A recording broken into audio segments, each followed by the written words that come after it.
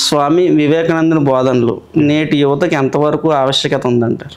అయితే ఇక్కడ ఇప్పుడు ఈ మోడర్న్ టెక్నాలజీలో ఈ సైంటిఫిక్గా ఇంత డెవలప్ అయిపోతున్నటువంటి స్పీడ్ యుగంలో ఆయన బోధనలు ఎంతవరకు ఉపయోగపడతాయి ఒకసారి చూద్దాం. అమెరికాలో ఆయన విస్తృతంగా పర్యటించి భారతదేశంలో అడుగుపెట్టిన తర్వాత ఒక విలేకరు అడిగాడు ఆయన, మీకు భారతదేశం అంటే చాలా భక్తి ఉంది కదా, ఇప్పుడు ఇన్ని సంవత్సరాల పాటు అమెరికాలో ఆ దేవేంద్ర వైభవాన్ని చూసిన తర్వాత, అక్కడ డెవలప్మెంట్ చూసిన తర్వాత ఇప్పటికీ మీకు భారతదేశం మీద భక్తి అలాగే ఉందా అని అడిగారు. అడిగితే ఆయన ఏమన్నాడంటే, ఈ అమెరికా వెళ్ళడానికి ముందు నాకు భారతదేశం మీద భక్తి మాత్రమే, ఇప్పుడు ఆ దేశపు ధూళి కూడా నాకు పవిత్రం అని చెప్పి ఆ నెలని ఆ మట్టిని నెత్తి మీద వేసుకున్నారు మహానుభావుడే. అంటే ఆయన దేశభక్తి అంతది. అంటే Swami Vivekananda is not a man. మరి ఏంటి ఆయన? He's a miniature form of India. భారత మాత అంటున్నాం మనం. భారత మాతకి ఒక పురుష రూపాన్ని ఇస్తే అది వివేకానందలాగా కనిపిస్తుంది మనకి. మరి ఇప్పుడు విద్యా వ్యవస్థలో ఆయన ఎంతవరకు స్ఫూర్తి అని మనం చెప్పుకోవచ్చు. ఆయన నొక్కి చెప్పింది ఏంటంటే ఏకాగ్రత గురించి. విద్యార్థులలో తెలివితేటల యొక్క స్థాయి మార్పు ఉండడానికి కారణం ఏంటంటే కేవలం ఏకాగ్రత. ఎవరు ఏకాగ్రత పెడతారో, ఎవరు తమ చేస్తున్న పని మీద దృష్టి పెడతారో వారు ఆ రంగంలో విజయం సాధిస్తారని చెప్పారు.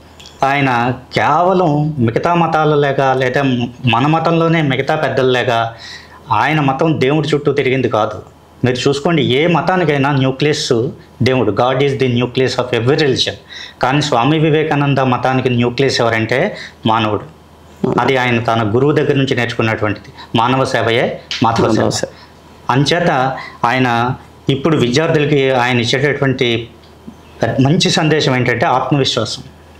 నీ మీద నీకు విశ్వాసం, దేవుడు ఉన్నాడా లేదా అంత పక్కన పెట్టి, అసలు ఆయన ప్రస్థానమే దేవుడు ఉన్నాడా మీరు చూసారా అని మొదలైంది.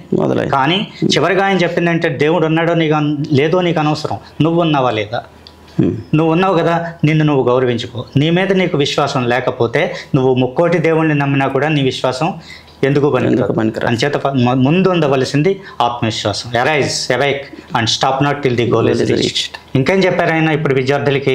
మిమ్మల్ని నేను మీ చేతిలో భగవద్గీత ఉన్నప్పుడు కంటే మీరు ఫుట్బాల్ గ్రౌండ్లో ఉన్నప్పుడు నేను ఎక్కువ సంతోషపడతాను అన్నారు ఆయన. ఇనుప కండరాలు, ఉక్కు నరాలు, వజ్ర సంకల్పం, ఇవి కావాల్సిందని. మరి ఇప్పుడు కూడా కావాలి కదా ఇనుప కండరాలు, ఉక్కు నరాలు, a sound mind and a sound body. ఏది ఇప్పుడు పిల్లలు ఆడుకుంటున్నారా? ఆటలాడి కండరాలు పెంచుకుంటున్నారా? లేదు కదా. చేత సౌండ్ మైండ్ అనే సౌండ్ బాడీ అన్నారు. ఆ విధంగా స్వామి వివేకానంద కూడా ఇనుప కండరాలు కావాలి, ఉక్కు నరాలు కావాలి, వజ్ర సంకల్పం కావాలి. అందుకు ఆటలాడమన్నాడు తప్ప గంగలో మునికి కాషాయం కట్టేమని స్వామి వివేకానంద ఎప్పుడు ఎవరికి చెప్పలేదు. కర్తవ్య బోధ మాత్రమే చేశారు. ఇప్పటికీ చేస్తూనే ఉన్నాం మనం. ఆయన బోధనలు చదివి మనం అదే కర్తవ్య బోధన చేస్తూ అదే అడుగుజాడల్లో మనం నడుస్తున్నాం. ఇంతమందికి ఇన్ని సంవత్సరాలుగా ఆయన స్ఫూర్తినిస్తున్నారంటే మరి అది ఎప్పటికీ అప్లికబుల్. అది అంటే సర్వజనీనం, సార్వకాలికం ఉన్నది. బాగుందండి. ఇప్పుడు యువతకు కావాల్సిన ఏకాగ్రత కానీ, దేశభక్తి కానీ, ఆత్మవిశ్వాసం కానీ ఇవి సాధారణంగా ఇప్పుడు యువతలో లోపించినాయి. ఇప్పుడు తప్పనిసరిగా స్వామి వివేకానంద బోధనలు అవసరం ఈ రోజు.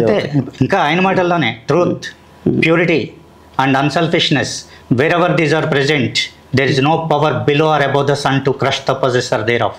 Equipped with these, one individual will be able to face the whole universe in opposition. చూడండి, ఇవి అర్థం కాకపోయినా ఈ మాటలు మన శరీరంలో ప్రతి కణంలో కాన్ఫిడెన్స్ లెవెల్, ఉత్తేజాన్ని, ఒక నమ్మకాన్ని, ఒక విశ్వాసాన్ని ఇస్తుంది.